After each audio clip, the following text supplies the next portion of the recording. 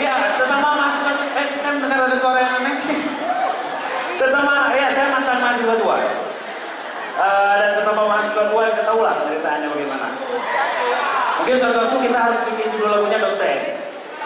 Biar memudahkan akses skripsi, ya.